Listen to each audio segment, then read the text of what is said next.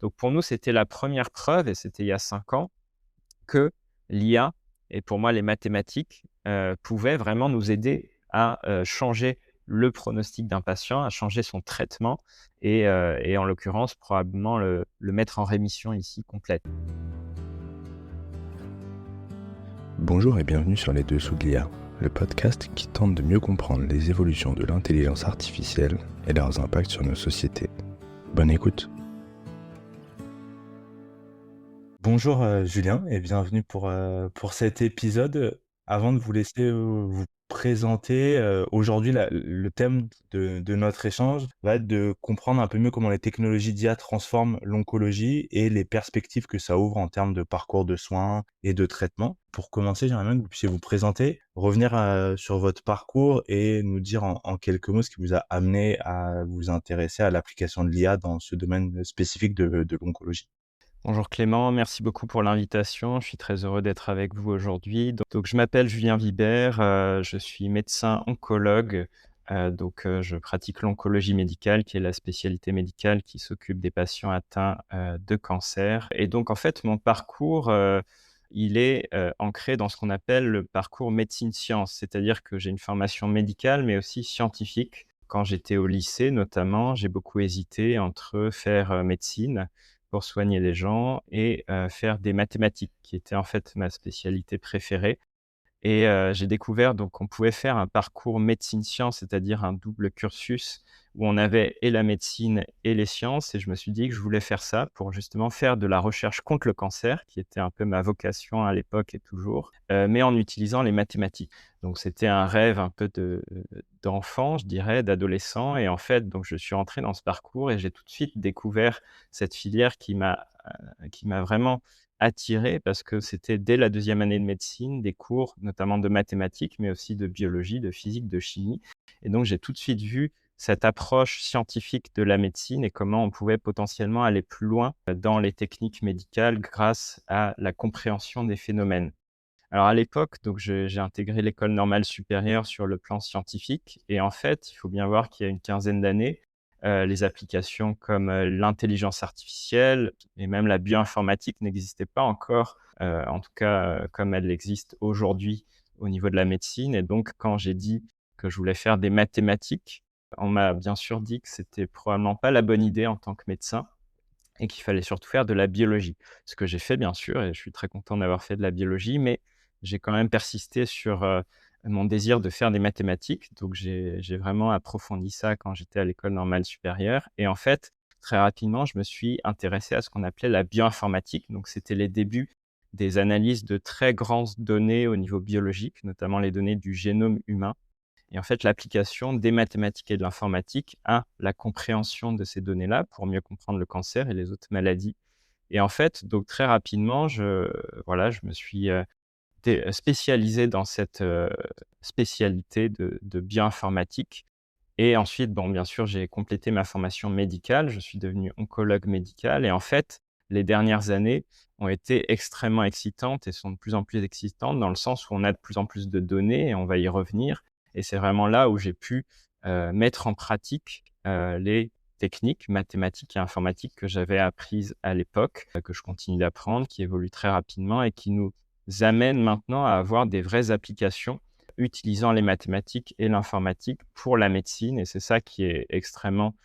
intéressant et que j'adore actuellement et qui fait que je suis très, très content d'avoir eu ce parcours. Donc actuellement, je suis médecin-chercheur, donc je traite des patients, mais aussi j'ai une activité de recherche qui porte spécifiquement sur ces techniques, de mathématiques, d'informatique et donc maintenant et c'est le grand sujet d'aujourd'hui, l'intelligence artificielle, le sujet qui, bien sûr, a pris le devant de la scène, depuis quelques années et sur lequel, bien sûr, je me suis spécialisé le plus rapidement possible pour pouvoir amener, voilà, le meilleur des mathématiques, le meilleur de l'informatique au service des patients atteints de cancer. Donc actuellement, je travaille à Gustave Roussy, qui est le grand centre de lutte anticancéreux, ici à Villejuif et je travaille donc, sur le thème des cancers rares et notamment les sarcomes, les cancers des os et des tissus mous, aussi les cancers de primitifs inconnus, on y reviendra et aussi dans les essais cliniques de phase 1, donc tout ce qui est, les nouveaux médicaments dans le traitement anticancéreux. Voilà, et actuellement, pour finir sur la présentation, je suis en mobilité, recherche en Allemagne dans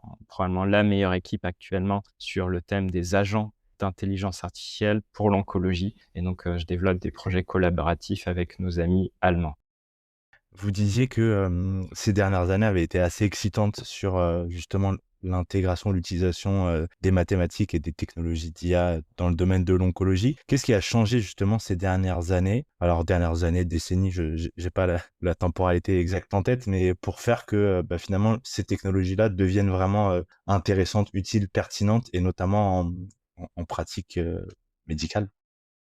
Comme vous l'avez probablement déjà deviné, en fait, bon, les mathématiques et l'informatique nous aident tout particulièrement quand on a beaucoup de données à analyser. Parce que le cerveau humain, bon, bien sûr, peut analyser un certain nombre de données, mais qui sont assez limitées si on reste sur un cerveau humain, entre guillemets, standard et même un génie. Là, actuellement, il faut bien voir qu'en médecine et en biologie, on a affaire à des volumes de données qui sont extrêmement importants et ça, c'est quelque chose qui a vraiment changé, je dirais, depuis, le séquençage du génome humain notamment, avec, l'explosion des données de génétique, de génomique et cetera, mais aussi avec, les données d'imagerie. Donc on a en médecine beaucoup de données d'images, que ce soit en anatomopathologie, c'est-à-dire, les images microscopiques des tissus, mais aussi bien sûr en scanner et IRM. Et en fait, actuellement, je dirais que la comparaison, c'est celle avec le cerveau humain du médecin. C'est que le médecin, actuellement, pour traiter son patient, il doit prendre en compte des informations cliniques qu'il recueille dans son interrogatoire, son examen clinique, mais aussi des données d'imagerie, des données d'anatomopathologie, des données biologiques et de plus en plus des données de séquençage, notamment en cancérologie. Et en fait, bah, le cerveau humain est limité pour intégrer tout ça et on s'est rendu compte et on le sait maintenant que les mathématiques et l'informatique sont des outils extrêmement adaptés pour, intégrer tous ces volumes de données et en sortir, bah, une prédiction ou alors une recommandation de traitement qui est, plus adaptée que celle qu'on pourrait avoir seulement avec une analyse humaine seule. Et donc actuellement, l'oncologie est, je dirais, la spécialité médicale où il y a probablement le plus de données à prendre en compte quand on traite un patient, parce que quand on traite un patient avec un cancer, on s'intéresse non seulement au cancer, mais aussi à son système immunitaire, à son environnement, voilà, à sa personne dans sa globalité. Et on a beaucoup d'outils, y compris des outils de séquençage qui nous permettent d'aller au niveau de la tumeur, séquencer l'ADN, l'ARN, les protéines. Et donc, pour nous, il faut qu'on puisse intégrer toutes ces données, que ce soit en recherche, mais aussi en clinique, pour mieux comprendre la maladie et mieux traiter les patients. Et c'est là que les mathématiques et l'IA notamment, nous aident, à intégrer tout ça et ensuite développer des algorithmes qui vont nous aider vraiment pour mieux diagnostiquer, mieux traiter les patients. Vous parliez de d'algorithmes. Est-ce que vous pouvez, peut-être préciser un peu quelles sont les différentes typologies ou les grandes familles de, bah, de technologies d'IA, d'algorithmes qui sont utilisés en oncologie et peut-être celles que vous voyez avec votre regard de médecin et de scientifique les plus, prometteuses, on va dire, pour, aider à mieux comprendre et à mieux soigner, les patients? Alors oui, bien sûr, et on pourrait, parler des heures sur ce sujet, mais je vais déjà me focaliser, je dirais, sur, probablement les applications qui font actuellement le plus de bruit, c'est-à-dire il y a le plus d'applications, mais aussi parce qu'il y a le plus de données. Je veux parler de l'imagerie. C'est-à-dire que les données d'image, comme vous le savez, ont déjà aussi, été, beaucoup utilisées dans la vie quotidienne. Vous avez beaucoup d'applications d'intelligence artificielle qui vous permettent, voilà, d'analyser des photos automatiquement et cetera. Donc en fait, là, je vais donner un terme technique, le deep learning ou l'apprentissage profond. C'est une technique d'intelligence artificielle basée sur les fameux réseaux de neurones, donc qui sont des algorithmes mathématiques qui sont censés reproduire plus ou moins le fonctionnement de nos neurones. Et ben, en fait, ces algorithmes sont extrêmement performants pour analyser des données complexes et notamment des analyses d'images, des données d'images. Donc c'est typiquement ces, algorithmes que vous allez avoir sur vos appareils photo qui peuvent, détecter automatiquement certaines choses et donc bien sûr l'application à la médecine et l'oncologie est déjà très avancée. Donc vous avez des algorithmes qui vont analyser automatiquement des images de scanner, d'IRM ou aussi des analyses d'images d'histopathologie. Donc je vous disais l'analyse microscopique des tissus et à partir d'un certain nombre de données, c'est-à-dire que quand voilà, pour faire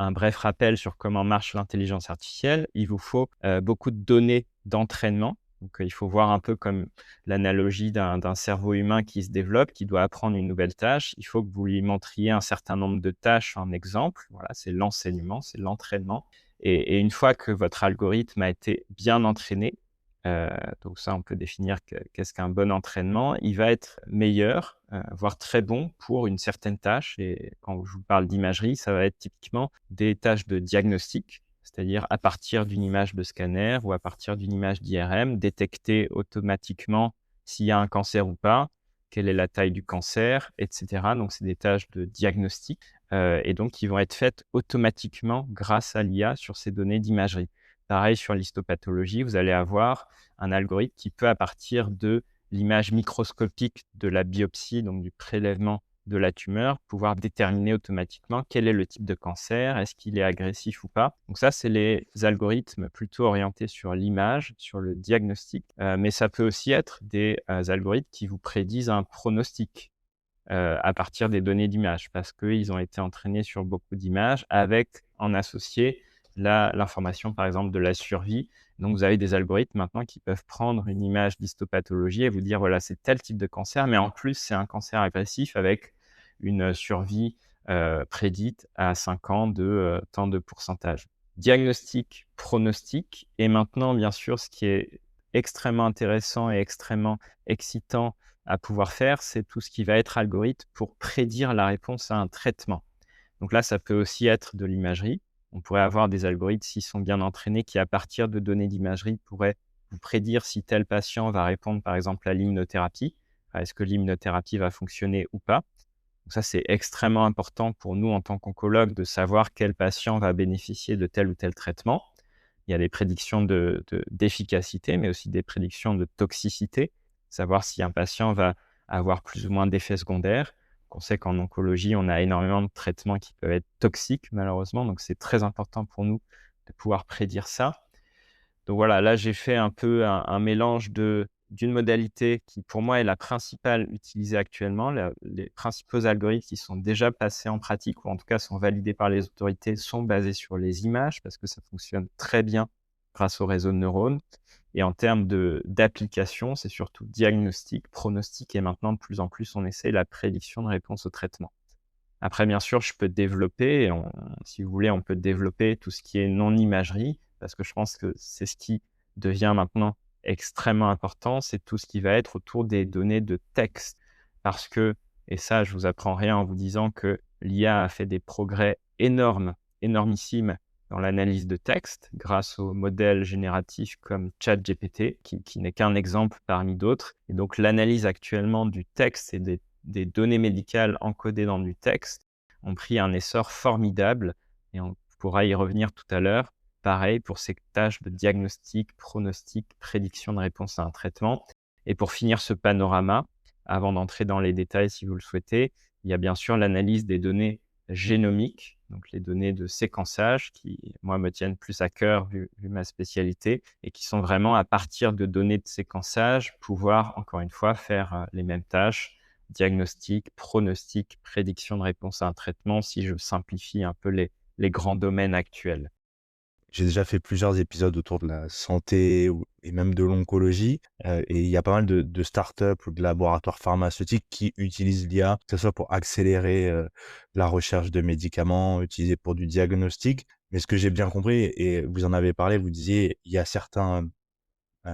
technologies, certains algorithmes qui ont été validés par les autorités. C'est qu'entre le moment où on fait de la recherche, on crée des modèles, on les entraîne, on les utilise, et le moment où ils sont utilisés en routine clinique par les médecins, il se passe quand même pas mal de choses. Je veux bien, peut-être que vous donniez un exemple sur comment ça se passe du moment où on entraîne ce modèle, on le pense et il est utilisé, par un médecin comme vous, pour traiter des patients. Alors, merci pour cette question extrêmement importante, extrêmement complexe aussi. Mais en fait, si on devait résumer en quelques mots, on dirait que les grands principes, c'est bien sûr que quand on développe un nouvel algorithme d'IA en vue de l'appliquer aux patients, en fait, l'objectif, ça doit être qu'il y ait un bénéfice pour les patients. Voilà, ça, c'est vraiment la condition sine qua non. Mais pour ça, il faut il faut définir ce qu'est un bénéfice pour le patient et il faut le démontrer surtout. Généralement le workflow, en tout cas la façon dont on fait, c'est que bon, bien sûr, on part avec une idée, un objectif et on va essayer de développer un algorithme d'IA qui répond à telle ou telle question clinique et généralement, on peut le faire assez bien, hein, si on a le bon algorithme, si on a les bonnes données pour l'entraîner. La problématique, c'est pas souvent la génération de modèles, c'est plus, comme vous l'avez bien dit, comment on le transfère à la clinique. C'est-à-dire comment on montre vraiment qu'il va nous être utile, nous les médecins, dans notre pratique quotidienne et c'est là, je dirais que, on a actuellement un terme technique qui est un peu alors pour le traduire en français, c'est le fossé actuellement entre la recherche et l'application en clinique. Et ce fossé, il est actuellement énorme pour les outils d'IA. Parce que vous avez, et vous le savez, dans tous les domaines de la vie quotidienne, mais particulièrement en médecine et en oncologie, vous avez une prolifération absolument monstrueuse des travaux d'IA, de développement d'algorithmes d'IA pour telle ou telle tâche. Mais en fait, quand vous mesurez ces algorithmes, leur nombre et le nombre réel d'algorithmes qui passent en pratique clinique, eh ben, c'est vraiment une partie extrêmement infime et je dirais que actuellement dans ma pratique clinique, les algorithmes d'IA qui vont être utilisés, en tout cas ici, à Gustave Roussy et en France, se comptent sur les doigts d'une main, 2 mains si je suis, gentil. Donc vous voyez bien qu'il y a vraiment un fossé actuellement qu'il est difficile, de traverser et donc quels sont les paramètres qui font qu'on traverse ou pas ce fossé? C'est déjà qu'on ait un algorithme qui puisse être généralisé. Parce qu'un gros problème de la plupart des algorithmes actuellement qui sont publiés, c'est qu'ils sont validés sur un certain type de données d'un certain centre, sur une certaine machine, par exemple, pour l'imagerie. Et en fait, il y a un vrai challenge de pouvoir généraliser le modèle et ce qu'il a appris à des données externes. Et en fait, pour le dire en mots, simplifiés, c'est un peu, encore une fois, l'analogie avec le cerveau humain. Si vous avez appris à un humain à être bon dans un certain contexte, un certain environnement et que tout d'un coup, vous le mettez dans un autre environnement qui est vraiment différent de par plein de facteurs et ben, il va être perdu et il ou elle va être perdu et donc va beaucoup moins performer dans la tâche qui lui est assignée. C'est pareil pour les algorithmes d'IA. Donc actuellement, il y a un gros enjeu sur comment on développe des algorithmes qui généralisent bien dans tous les centres, dans tous les pays et ensuite, une fois qu'on a fait ça de façon un peu, je dirais, recherche, il faut bien sûr le montrer en clinique et c'est là où, généralement, c'est très compliqué, c'est qu'il faut, monter des études cliniques sur des vrais patients et vous savez que la recherche clinique, c'est pas simple à monter parce qu'il faut bien sûr que ce soit fait dans des cadres très rigoureux de protection des patients et donc monter des grosses études cliniques où on valide qu'il y a un vrai bénéfice pour les patients en prospectif, c'est-à-dire, en vie réelle et montrer que, voilà, c'est pas du rétrospectif, c'est du prospectif. Vous avez un bénéfice. Tout ça, ça coûte beaucoup d'argent, bien sûr, mais ça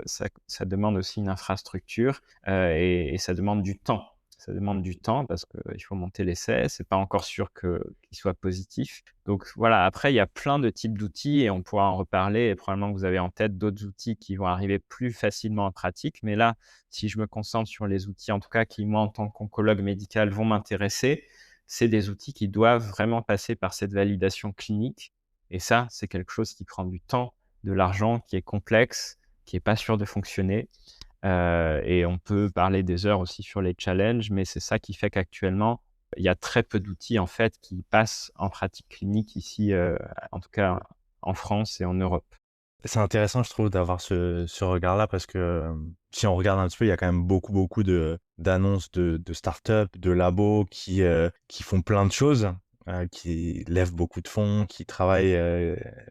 on voit quand même qu'il y a un des enjeux pour, ces entreprises-là, c'est d'être connecté au centre de recherche, en tout cas d'avoir accès aux données des patients et ouais, c'est vrai que moi, en tout cas, moi, en regardant ça de l'extérieur, ça m'interroge sur il y a beaucoup d'entreprises. En même temps, si vous dites que le pourcentage de, passage en routine clinique, il est si faible que ça, finalement, voilà, ça interroge un peu sur, je sais pas, sur la pérennité ou sur la capacité de ces entreprises-là à vraiment avoir un impact pour de vrai sur, bah, le travail des médecins et puis la vie des personnes qui sont soignées. C'est extrêmement vrai ce que vous dites et en fait l'écosystème actuellement il est très complexe et c'est vrai que là j'ai pas forcément le temps d'aborder tous les aspects mais par rapport à ce que vous avez dit, c'est très vrai actuellement qu'il y a un écosystème très dynamique en termes d'industrie, de start-up, voilà, d'entreprises qui se montent avec, des outils d'IA qui peuvent être appliqués, à la clinique, qui peuvent être, voilà, utilisés dans les hôpitaux. Et nous-mêmes, moi-même, à Gustave Roussy, on est très, très souvent sollicités par, ces entreprises qui veulent, voilà, nous présenter un outil pour telle ou telle tâche clinique et nous demandent de voir si on veut le tester ou même l'acheter, pour pouvoir l'utiliser. Donc actuellement, oui, je dirais qu'il est possible, pour un hôpital d'aller faire une collaboration avec un industriel pour, faire un projet pilote sur tel ou tel outil d'IA. Vous avez parlé du mot-clé ici, les données, donc ça va dans les 2 sens. C'est qu'en fait, le problème, il est souvent sur ça. C'est que quand on parle de données de santé, qui sont en fait, je dirais la base de tout ça, c'est la mine d'or, en fait, sur lequel se construit l'IA. Si vous n'avez pas de données pour entraîner votre IA, vous n'avez pas de bon algorithme et surtout derrière aussi, quand vous avez un algorithme, il faut que les données de l'hôpital puissent être utilisées dans votre algorithme pour qu'il soit utilisé en pratique. Donc actuellement, quand une start-up ou une entreprise veut travailler avec un hôpital, oui, bien sûr, elle a besoin, bon, de vendre l'outil. Elle a besoin aussi d'avoir accès à des données souvent, pour pouvoir mieux perfectionner son outil. Et donc, je dirais que là, c'est très répandu et on le fait nous-mêmes à Gustave aussi. On a plusieurs projets où en fait, c'est des collaborations avec ce type, d'industriels et je dirais qu'eux, ils ont une expertise que parfois on n'a pas, que ce soit en data science, en IA et eux ont besoin bien sûr de data et derrière aussi de pouvoir appliquer en pratique leur outil. Donc oui, actuellement l'écosystème fait que ces acteurs-là sont extrêmement actifs. Ils viennent nous solliciter et nous-mêmes, on a besoin d'eux parce qu'ils ont une expertise et ils peuvent nous proposer des choses vraiment intéressantes et derrière et c'est là que le gros du boulot actuellement est fait, c'est qu'il faut qu'on développe ensemble un écosystème où bien sûr les données des patients et ça c'est le premier principe sont bien protégées, que ce soit dans un sens ou dans un autre, dans le développement, mais aussi dans l'application de l'algorithme d'IA. Donc ça demande y compris beaucoup de temps et d'expertise pour, faire en sorte que les contrats et les procédures soient bien clairs et bien sécurisés. Une fois que vous avez monté ce genre de collaboration et que vous avez un outil qui potentiellement peut être appliqué dans un hôpital et ben, vous pouvez effectivement commencer à tester un outil, au niveau d'un hôpital, mais il faut que ce soit encore une fois très bien encadré et je pense que si un outil, parce que c'est quand même le but de la plupart de ces outils, doit pouvoir être généralisé à plusieurs hôpitaux, voire passer, dans ce qu'on appelle, les procédures, par exemple, de marquage CE, en tout cas de validation par les autorités et être commercialisé comme un produit que les hôpitaux peuvent acheter et ben, là, il y a tout un nombre de procédures dont, celles que je vous ai détaillées un peu tout à l'heure, les études cliniques prospectives et c'est ça vraiment qui fait que, la différence entre un outil entre guillemets qui est un projet pilote dans un ou quelques hôpitaux mais qui n'est pas forcément encore validé et qui voilà, qui n'est pas à grande échelle et vraiment l'industrialisation d'un vrai produit d'IA. Voilà, c'est un parcours du combattant et surtout le principe, c'est le patient avant tout, bien protéger ses données et bien montrer un bénéfice et seulement si ces conditions sont remplies, on peut effectivement se dire que l'outil d'IA peut être utilisé en toute sécurité, dans nos hôpitaux. J'aimerais bien qu'on rentre maintenant dans quelques exemples, concrets. Vous avez parlé, par exemple, de cette question des bras synthétiques, si je dis pas de bêtises, dans votre présentation et si j'ai bien compris, c'est un sujet, majeur ou en tout cas hyper important dans le domaine de l'oncologie, le fait de pouvoir réaliser des bras synthétiques dans les essais cliniques. Est-ce que vous pouvez expliquer ce que c'est et peut-être en quoi l'IA pourrait aider et ce qui bloque aujourd'hui pour que ça soit déployé ou utilisé pour de vrai? Effectivement, bon, c'est un sujet un peu plus niche, mais qui prend de plus en plus d'ampleur et donc je vais pouvoir le détailler un peu plus. C'est toutes ces applications qui sont basées sur ce qu'on appelle l'intelligence artificielle générative. C'est-à-dire que c'est des intelligences artificielles qui ont été entraînées sur beaucoup de données et qui sont capables de reproduire des données en quelque sorte similaires, voire un peu créatives.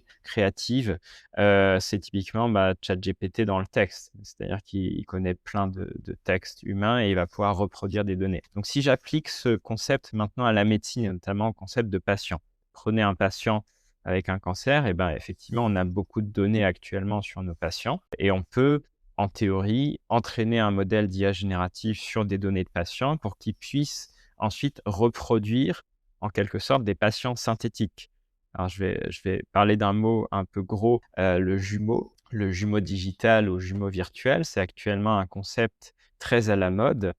J'ai moi-même des projets qui portent là-dessus, qui sont sur ce concept de pouvoir reproduire in silico, c'est-à-dire virtuellement, le modèle d'un patient donné pour pouvoir, par exemple, simuler l'effet de tel ou tel traitement sur le patient in silico et pouvoir ensuite, dire au patient réel: «Voilà, selon le modèle mathématique ou informatique, c'est ce traitement qu'il faut vous donner». Donc ce concept de jumeau amène bien sûr à l'autre concept que vous avez évoqué, celui des bras synthétiques, qui est en fait à l'échelle supérieure, à l'échelle des essais cliniques. Donc comme vous le savez, un essai clinique, c'est l'étape obligée pour valider un nouveau traitement, une nouvelle procédure et le gold standard, enfin le standard actuellement pour valider un nouveau traitement, c'est de faire ce qu'on appelle un essai clinique randomisé prospectif, c'est-à-dire que vous avez 2 bras dans l'essai clinique généralement, un bras où les patients reçoivent le nouveau traitement, un bras où les patients reçoivent le traitement historique ou contrôle et il faut montrer que le nouveau traitement fait mieux. Le problème dans les cancers et notamment les cancers plus rares, c'est que vous avez peu de patients et c'est difficile de faire des essais avec assez de patients pour montrer statistiquement un avantage et en plus, pour les patients, quand ils rentrent dans ce genre d'essai, ils ont bien sûr pas forcément envie de tomber dans le bras contrôle, le bras historique qui est en fait le bras traitement normal, mais du coup, ils bénéficient pas du nouveau traitement. C'est ce qui est souvent un peu la motivation des patients de rentrer dans les essais. Et donc l'idée qu'on essaie de développer actuellement, c'est de se dire qu'avec ces outils d'IA générative, on pourrait potentiellement créer des patients qui rentreraient dans ce bras contrôle. C'est-à-dire qu'on fait un essai clinique randomisé, mais cette fois-ci, tous les vrais patients rentrent dans le bras traitement et ils sont comparés au bras contrôle qui cette fois-ci est synthétique, d'où le terme de bras synthétique. Et ça veut dire que les vrais patients bénéficient tous du nouveau traitement et personne ne passe dans le bras contrôle, mais il faut que l'outil d'IA soit très bien calibré et validé pour que votre bras contrôle soit entre guillemets le plus réel possible. Parce que là, ça veut dire que vous comparez des vrais patients à des patients sur l'ordinateur. Donc bien sûr, ça arrange tout le monde. Il y a besoin de moins de patients pour entrer dans les essais cliniques. Les patients reçoivent tous le nouveau traitement, mais il faut que votre technologie soit vraiment bien calibrée et bien validée pour pas que vous fassiez une analyse erronée des bénéfices ou pas de votre nouveau traitement. Donc c'est très, très à la mode parce que le potentiel qu'on y voit, il est énorme pour toutes les raisons que je vous ai évoquées, mais en même temps, c'est aussi une technologie très risquée parce que vous prenez des décisions de nouveaux traitements, sur des bras synthétiques et c'est pour ça qu'actuellement, il y a des grosses discussions au niveau des autorités de régulation du médicament sur est-ce qu'on va accepter ou pas de valider un médicament si le bras contrôle est un bras synthétique. Voilà, donc j'ai ouvert la boîte de Pandore, mais en tout cas, beaucoup de gens y travaillent et c'est quelque chose, qu'il faut voir, arriver dans les années qui viennent. Dans votre, présentation, vous parlez d'un autre sujet sur lequel vous travaillez, qui sont les cancers de primitifs inconnus et quand on avait préparé, cet entretien, vous m'aviez parlé d'un travail que vous aviez mené à l'Institut Curie, qui avait été assez, médiatisé, justement, où vous aviez utilisé des technologies d'IA pour, déterminer le tissu d'origine de ces cancers de primitifs inconnus. Est-ce que vous pouvez en dire quelques mots déjà de quoi on parle? Ce que c'est ces cancers de primitifs inconnus? Peut-être pourquoi c'est un sujet important et ce que ça vous a permis de faire, l'utilisation de ces technologies? Merci beaucoup pour, la question effectivement parce que je pense que c'est un bon exemple pour vous, donner voilà les capacités en tout cas de l'IA à vraiment, changer les prises en charge de nos patients. Donc pour résumer et en fait encore une fois, c'est parti d'une question clinique pour vous dire vraiment qu'actuellement tout ce qui est développé doit partir avec le patient en tête. Donc, si je reviens 5 ans en arrière, donc, j'étais à l'Institut Curie à l'époque, on avait, un jeune patient qui était arrivé pour une suspicion de sarcome, de cancer des os et en fait, notre, anatomopathologiste nous a dit, donc en regardant le tissu au microscope que c'était pas un sarcome mais que c'était donc un cancer dont l'origine était très difficilement déterminable. En fait, c'est ce qu'on appelle un cancer de primitif inconnu. C'est qu'en fait, vous avez des patients qui arrivent avec des lésions un peu partout, des métastases et donc vous avez bien sûr en tant qu'oncologue besoin de savoir quel type de cancer c'est quel est l'organe d'origine. Donc généralement, vous faites une biopsie, vous la regardez au microscope et vous avez des caractéristiques des cellules qui vous disent d'où est parti le cancer. Et ben, dans 2 à 3 de ces cancers métastatiques, on n'arrive pas en fait à retrouver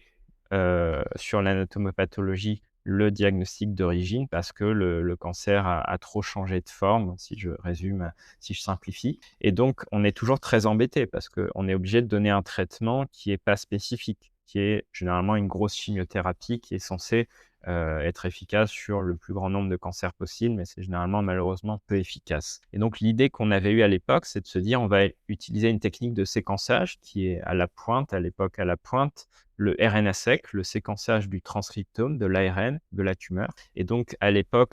c'était les débuts de l'intelligence artificielle et je commençais à travailler sur ce genre d'algorithme. Et donc, j'ai designé un algorithme qui a appris sur un très grand nombre de données d'entraînement qui existaient déjà, des données de transcriptome, à reconnaître le tissu d'origine à partir du transcriptome. Et on a appliqué cet algorithme à ce patient-là. Et très rapidement, tout ça a été fait en une quinzaine de jours. On a pu déterminer que ce patient avait un cancer du rein, ce qui n'était pas du tout notre hypothèse de départ, mais ce qui en fait, a posteriori, faisait totalement sens pour des raisons que je ne vais pas détailler ici. En tout cas, on a pris le parti de orienter le traitement qui n'était pas du tout parti sur le cancer du rein vers un traitement adapté au cancer du rein. Et pour nous, la meilleure réponse que pouvait nous donner cet algorithme, c'est que le patient a eu sa tumeur qui a complètement disparu. Ce qui n'aurait pas du tout été le cas, on le sait, s'il avait eu de la chimiothérapie, si c'était un cancer du rein. Et c'était a priori un cancer du rein, vu que sa tumeur a complètement disparu sous traitement adapté au cancer du rein. Donc pour nous, c'était la première preuve, et c'était il y a 5 ans, que l'IA, et pour moi les mathématiques, pouvaient vraiment nous aider à changer le pronostic d'un patient, à changer son traitement et en l'occurrence probablement le mettre en rémission ici complète. Donc c'était vraiment un exemple très concret de comment un algorithme d'IA change et arrive à donner un bénéfice au patient. Et bien sûr, on a étendu ce concept très rapidement à tous les autres cancers qui étaient à Curie et dans les environs de primitifs inconnus. On a montré que cet algorithme nous aidait dans la plupart des cas. Et surtout, et ce dont on est le plus fier avec Sarah Watson, avec qui j'ai développé ce travail à l'époque, Sarah Watson à Curie, c'est que le plan France Médecine Génomique, qui est le plan national de séquençage des maladies et des cancers en particulier, on a réussi à mettre en place l'indication cancer des primitifs inconnus, c'est-à-dire qu'actuellement, depuis quelques années, tous les patients sur le territoire national qui ont un cancer de primitif inconnu peuvent passer par ce circuit national où ils vont bénéficier du séquençage, notamment du séquençage du transcriptome, et ils vont bénéficier de l'aide de cet algorithme d'intelligence artificielle pour déterminer le tissu d'origine et orienter le traitement. Et on a montré récemment sur l'étude qui vient d'être publiée que effectivement, il y a un vrai bénéfice pour tous les patients qui passent dans ce circuit-là. Donc pour nous, c'est vraiment la preuve que cet algorithme d'IA, donc il marchait sur un patient, puis sur quelques patients, puis maintenant sur tous les patients en prospectif en national. Donc c'est un peu le circuit et c'est l'exemple de ce que je vous disais, comment on passe d'un algorithme, d'une question clinique au développement, puis à la généralisation, puis à la pratique clinique. Donc actuellement, c'est quelque chose qui nous sert en tant qu'aide diagnostique. Donc, ce n'est pas forcément un algorithme qui doit passer par un essai prospectif randomisé, parce que ce n'est pas quelque chose qui est un traitement. Donc là, je rentre un peu dans les subtilités, mais c'est vraiment un exemple d'outil qui maintenant nous sert tous les jours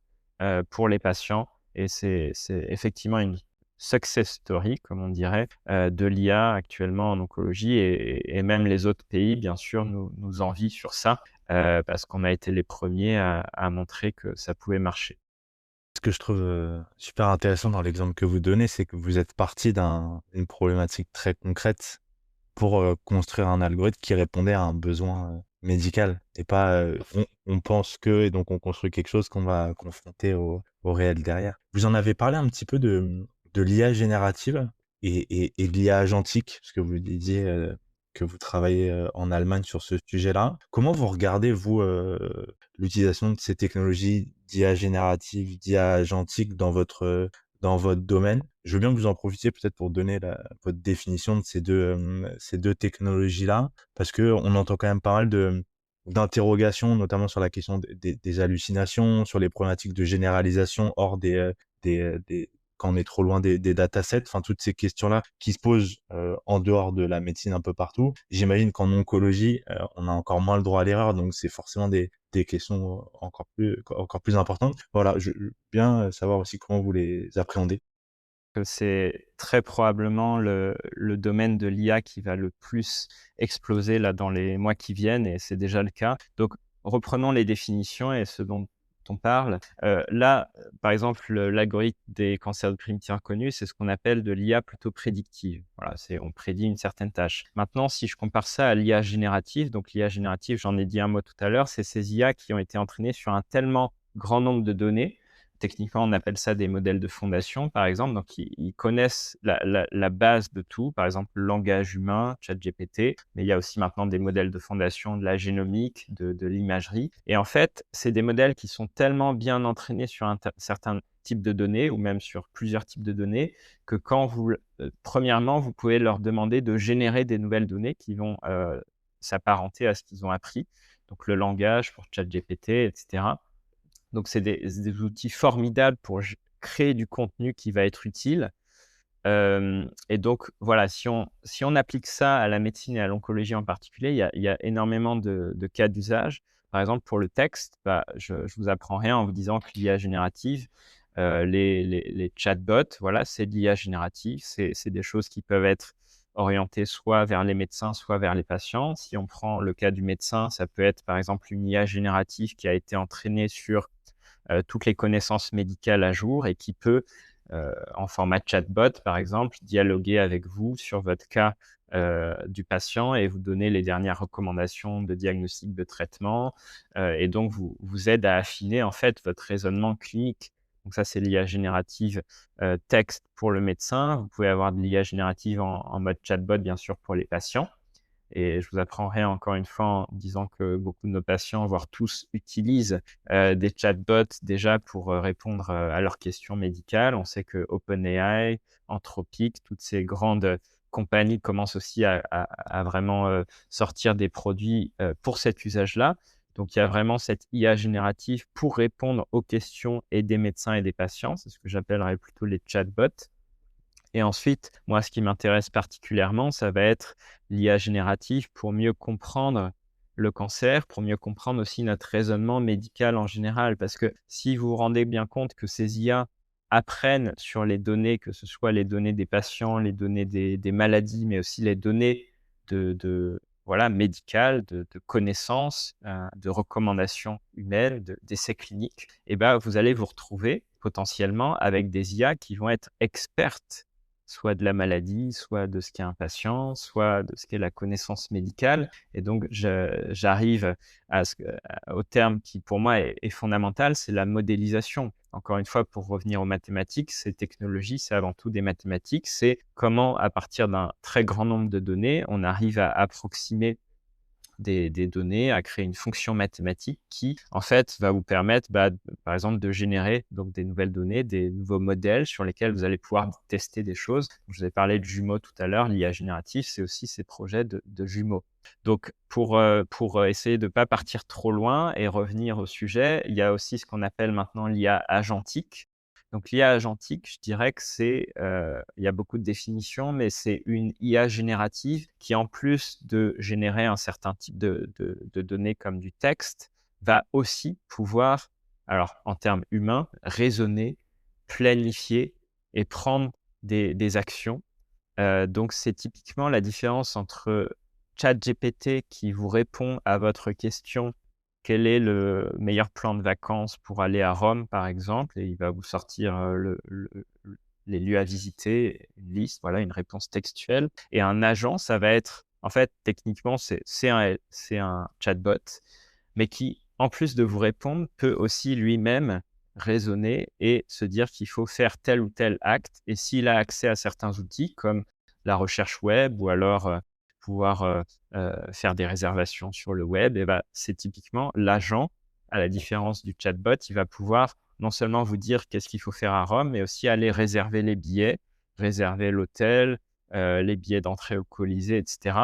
Et si maintenant je parle de la médecine, bah, l'agent, vous voyez tout de suite comment on peut le transposer. C'est non seulement un chatbot qui peut vous répondre et vous dire voilà quels sont les meilleurs traitements pour telle ou telle maladie, mais c'est aussi un agent qui du coup peut, en fonction des données de votre patient, se dire: «Ah mais peut-être qu'il faut que j'aille trouver telle base de données pour essayer de trouver, s'il a tel marqueur de réponse au traitement» ou alors: «Ah tiens, il a des données d'imagerie, je vais aller chercher un modèle d'IA qui analyse,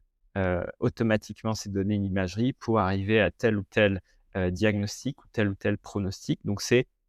pour être provocateur, mais finalement, je dirais, c'est quand même ce vers quoi on tend, c'est comment on modélise le fonctionnement, en tout cas le raisonnement du cerveau de l'oncologue quand il reçoit les données d'un patient, comment il les intègre, quel est son raisonnement, quels sont les outils qu'il va utiliser pour approfondir son diagnostic ou l'estimation du pronostic, ou comment il choisit son traitement. Et bien ça, techniquement, l'IA pourrait le faire et c'est ce sur quoi on travaille, ce sur quoi je travaille actuellement en Allemagne, sur comment on développe ces agents pour qu'ils arrivent à être très performants et à nous aider. Et là, c'est le mot-clé et peut-être qu'on peut y revenir sur c'est pas des remplaçants,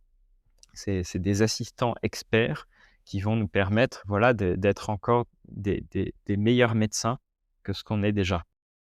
Vous êtes parti en Allemagne justement pour travailler sur cette question de l'IA agentique appliquée à l'oncologie et vous disiez, c'est probablement, l'une des meilleures, voire la meilleure équipe au monde sur ces sujets-là. Sans révéler des secrets, industriels, c'est quoi un peu l'état de l'art, on va dire, l'IA agentique appliquée à l'oncologie? C'est quoi ce qui bloque aujourd'hui ou les goulots d'étranglement ou les problématiques qui se posent qui empêchent peut-être de développer, plus fortement cette technologie? Et de ce que vous observez, vers quoi on tend et dans les années qui viennent, sur quoi ça pourrait vraiment changer la donne? Alors sans faire trop de publicité, effectivement, l'équipe dans laquelle je suis actuellement en Allemagne, l'équipe du professeur Jakob Kater, est vraiment précurseur sur ce concept, d'agent IA appliqué à l'oncologie et donc l'état de l'art, je dirais que c'est notamment le papier qu'ils ont publié, il y a quelques mois dans la revue Nature Cancer, qui est en fait un agent IA pour ce qu'on appelle, la RCP, la réunion de concertation pluridisciplinaire. C'est en fait toutes les réunions dans lesquelles on discute des cas des patients avec, plusieurs spécialistes,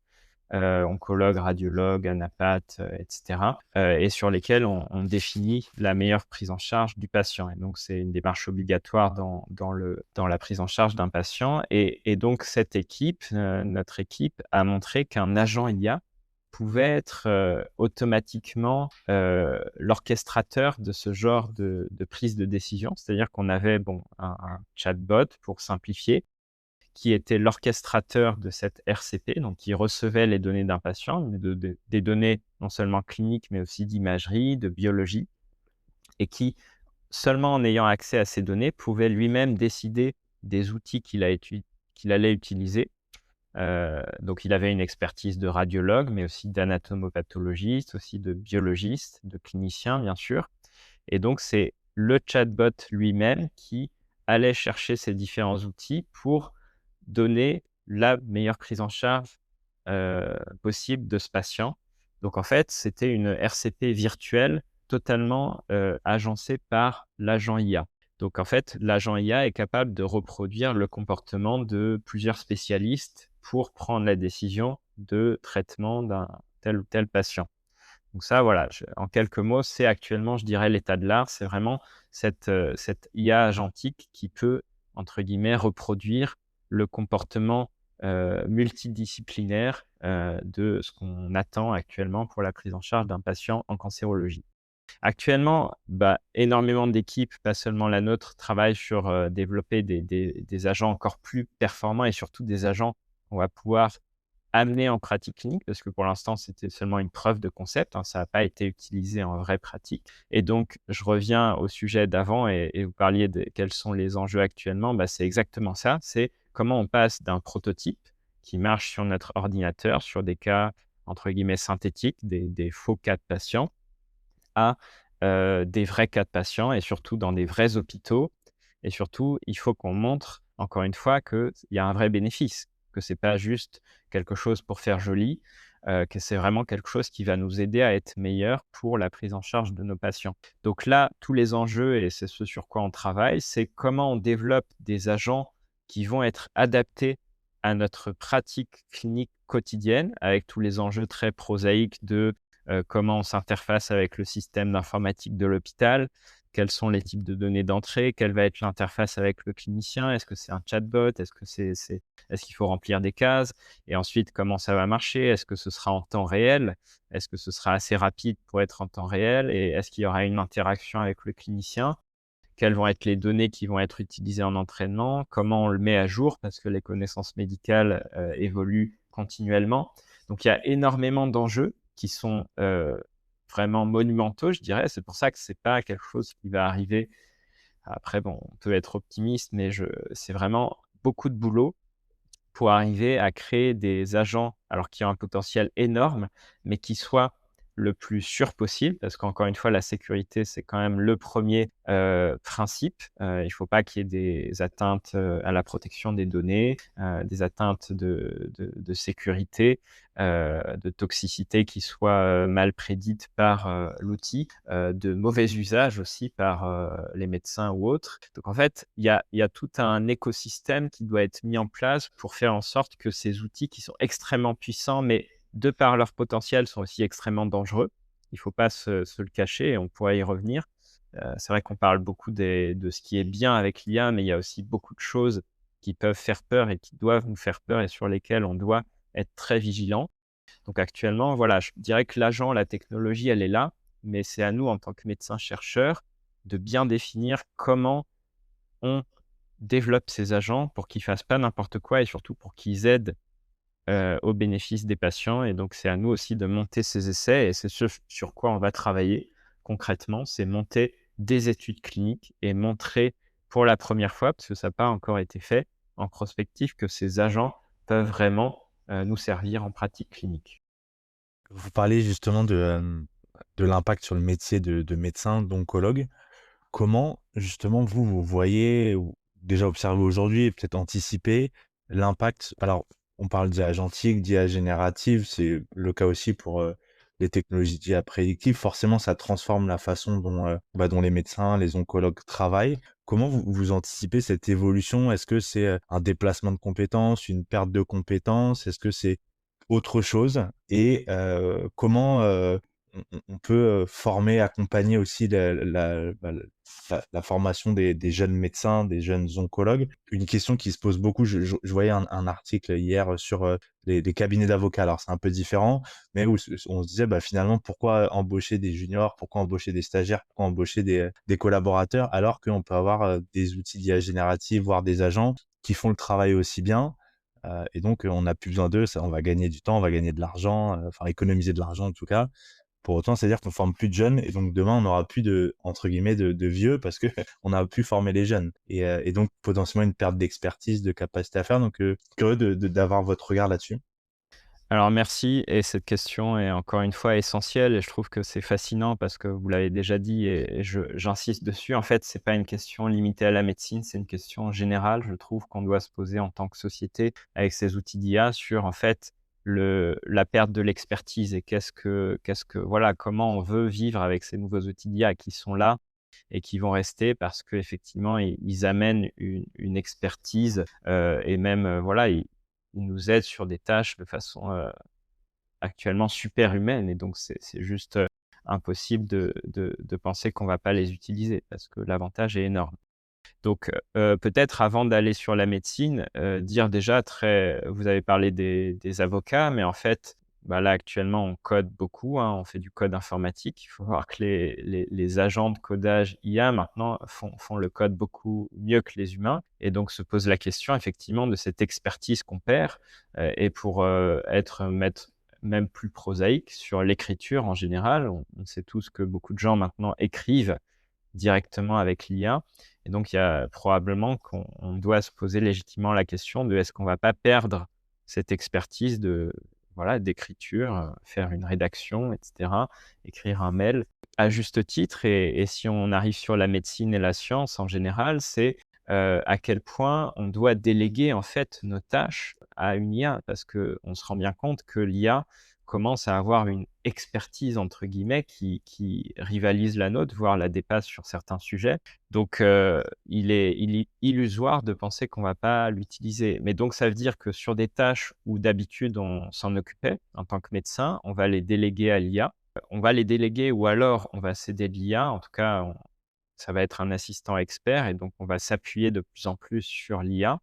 et donc oui, on va effectivement et ça je pense qu'on ne peut pas se le cacher, on va perdre une certaine expertise qu'on avait parce qu'on le faisait nous-mêmes et en fait, j'aimerais,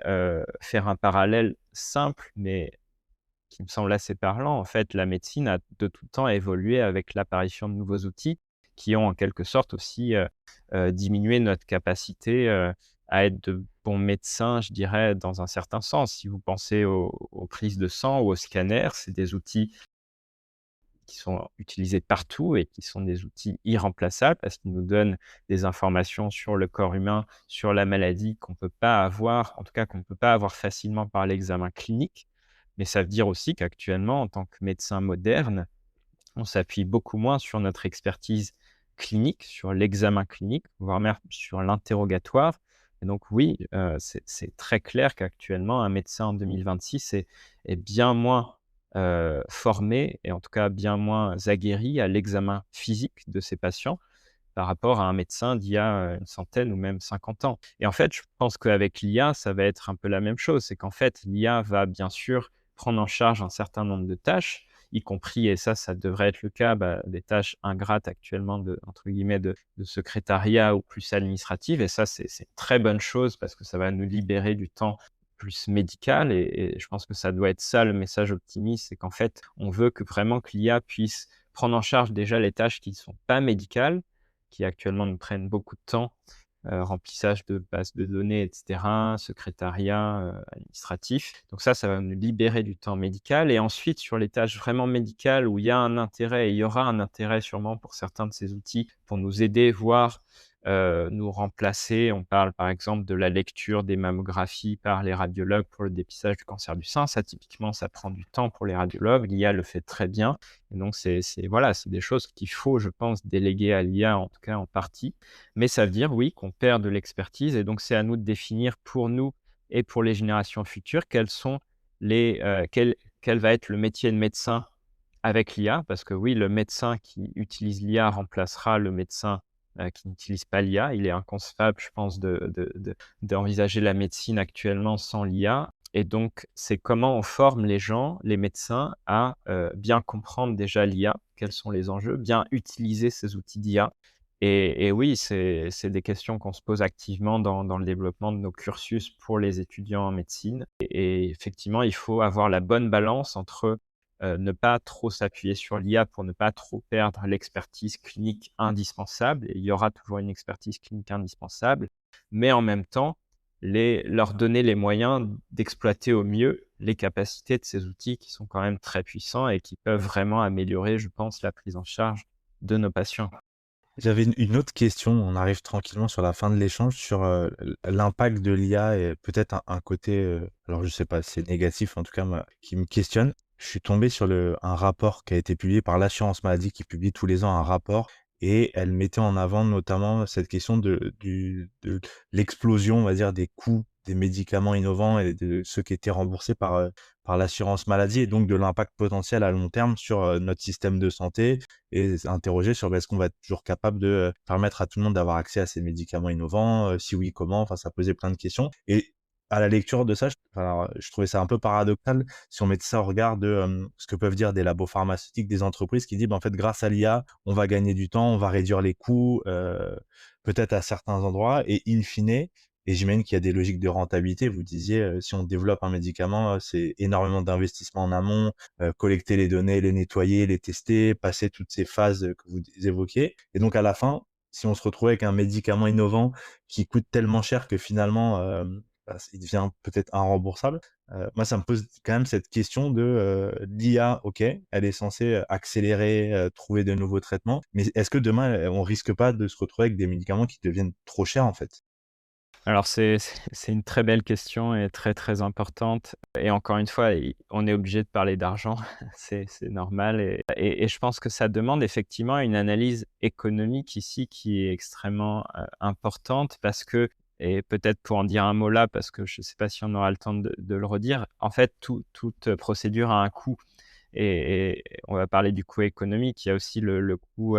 environnemental de ces technologies d'IA qui est pas du tout négligeable. Donc en fait, pour revenir à notre sujet, si notre objectif, c'est d'améliorer la prise en charge de nos patients, si on se dit que l'IA peut nous aider et je pense que vraiment elle peut nous aider sur ça, il y a un coût. Il y a un coût à ça et quel est le coût qu'on est, en tant que société, prêt à investir sur ces technologies pour avoir ce bénéfice? Donc et après le bénéfice peut se chiffrer, encore une fois, si on est économiste, en bénéfice pour les patients, mais aussi bénéfice, voilà, pour les industries pharmaceutiques et cetera. Moi, en tant que médecin, ce que je vois, c'est que si mon objectif et c'est le cas, c'est le bénéfice des patients, oui, l'IA a un potentiel énorme parce que malgré les coûts économiques, les coûts environnementaux, actuellement, on peut faire des choses et je pense qu'on pourra faire des choses qui vont derrière, non seulement augmenter le bénéfice des patients, mais aussi en fait, optimiser de beaucoup les procédures actuelles. Si on parle, par exemple, et on n'a pas eu le temps de beaucoup en parler, mais c'est très important, du développement de nouveaux médicaments.